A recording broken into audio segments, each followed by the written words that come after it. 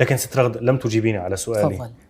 الأملاك، الأموال، لأنه بعد سقوط بغداد العالم شاهد في قصور صدام حسين كان هناك أسلحة كلاشينكوفات مصنوعة من ذهب، مطلية بالذهب ليس مصنوعة يعني حكي الكثير. نعم. أمعقول يعني لم تأخذوا أي شيء من هذا، لم تحصلوا على شيء بعد هذا من هذه الأموال؟ راح أجاوبك. شنو قيمة المال والذهب من وطنك يروح؟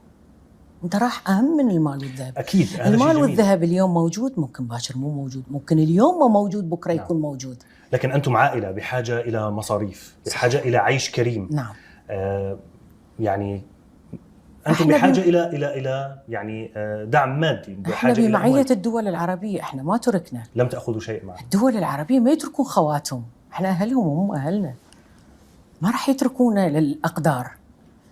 أما ناخذ ونملك. بالنسبة للوالد، سؤالك عن الوالد، الوالد أكو